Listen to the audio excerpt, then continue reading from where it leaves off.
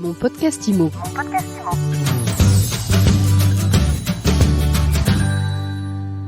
Bonjour et bienvenue dans ce nouvel épisode de Mon podcast IMO.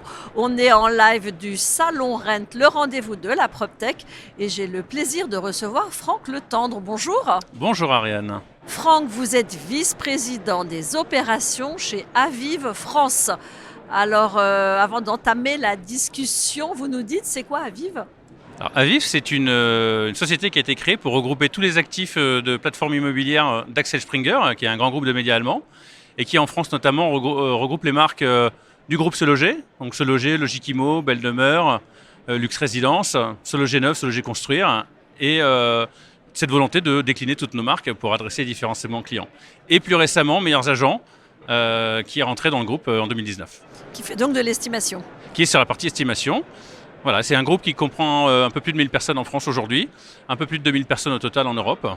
Et on continue de se structurer pour garder notre position de leader dans la PropTech.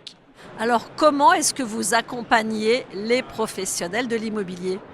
Alors, on les accompagne de plusieurs manières. Avant tout, en essayant d'être constamment dans l'innovation, comme je disais, donc acteur de la PropTech. On investit énormément autour de la data, autour de la technologie pour aider les clients qui sont les professionnels de l'immobilier, à la fois à capter toujours plus de mandats vendeurs, même si le marché s'est un peu retourné depuis maintenant un an, un peu plus de 18 mois, ça reste le nerf de la guerre, mais également de faire en sorte d'attirer des acquéreurs, de trouver une audience qualifiée et de pouvoir qualifier au mieux les leads qui passent sur nos plateformes. Alors le marché, il est ce qu'il est, pour éviter de dire qu'il est en crise et que la crise risque de durer encore au moins quelques mois. Qu'est-ce que vous avez mis en place chez Aviv pour accompagner au mieux, au plus près les pros de l'IMO ? Alors il est vrai qu'on a eu un arrêt brutal dans le marché de la transaction. C'est un marché qui est en recul de 23%. Sur 2023, on va finir l'année à moins de 900 000 transactions, probablement même plus proche des 850 000 transactions. Si on se projette sur 2024, on va être sur une tendance où on va tangenter avec les 800 000 transactions probablement. Donc effectivement, on voit qu'il y a une baisse du volume de transactions. Pour autant, ça reste un marché qui est dynamique. C'est un marché qui va retrouver ses repères. Voilà, les taux vont se stabiliser, la machine à produire des crédits va repartir. Mais c'est vrai que ça va être tendu. Alors qu'est-ce qu'on fait pour y répondre ? Encore une fois, à travers l'innovation. Donc, on a lancé cette année le produit Ultimo, qui permet de réunir le meilleur des deux mondes, de Meilleurs Agents et de Se Loger, pour pouvoir toujours plus qualifier de leads, qu'ils soient acheteurs ou vendeurs, et surtout investir et capitaliser sur notre audience.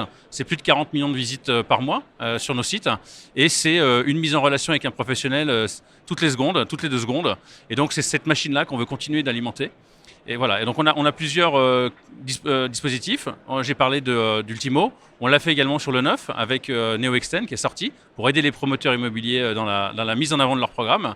Et puis aussi on a ouvert la plateforme aux particuliers pour capter une part de marché qui nous échappait et qu'on n'était pas capable de rediriger vers nos clients qui sont les professionnels.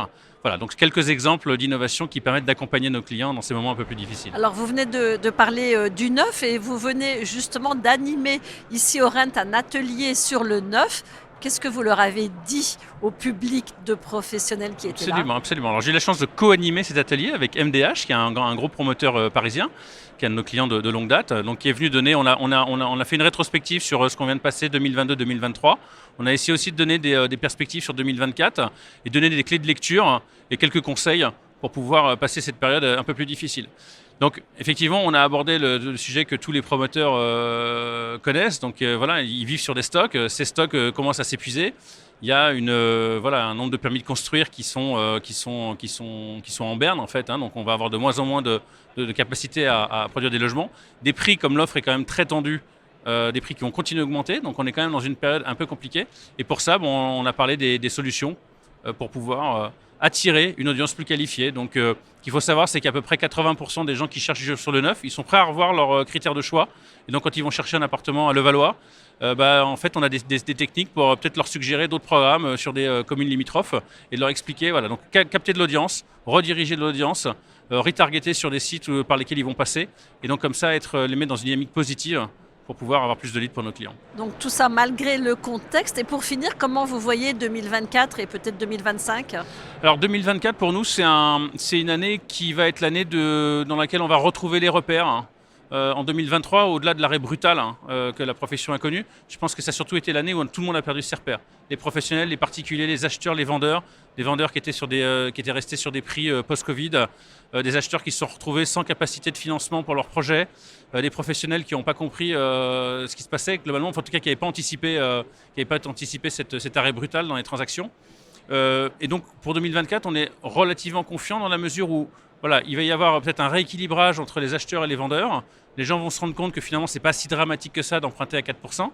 On appartient à des générations qui ont emprunté à des taux beaucoup plus élevés que ça. Ça ne nous a pas empêché d'acquérir des biens. Et ce sera toujours possible de les renégocier d'ailleurs, parce qu'on est plutôt sur une tendance où les taux vont redescendre. Sans doute pas à 1%, mais aux alentours des 3%. Donc voilà, les repères, rééquilibrage, voilà, une nouvelle norme qui va s'installer. Et donc ça va repartir. Pour l'immobilier neuf, ça risque de repartir que sur 2025-2026. Sur la transaction, ça va repartir. Tiens, dernière question. Je suis agent immobilier, je démarre aujourd'hui.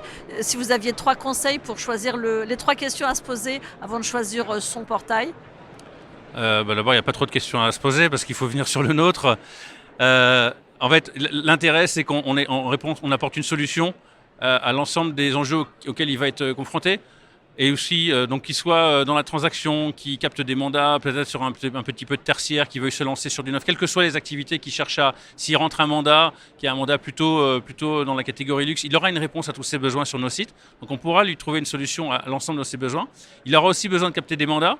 On voit bien qu'à peu près 60% sur la première année, 60% de ce qui explique la survie d'un agent immobilier qui s'installe, c'est sa capacité à capter des mandats. C'est un peu logique, mais voilà, c'est quand même. Donc on est là aussi pour l'aider à capter ses premiers mandats. Et puis enfin, on apporte beaucoup de services, d'accompagnement, de formation, de tutos, de contenu qui l'aideront à trouver ses marques s'il se lance. Eh bien voilà, merci beaucoup Franck Letendre, vice-président des opérations du groupe Aviv France. Merci Ariane. Quant à moi, eh bien, je vous retrouve très vite pour un nouvel épisode de mon podcast IMO à écouter tous les jours sur MySuite IMO et sur toutes les plateformes. Mon podcast IMO.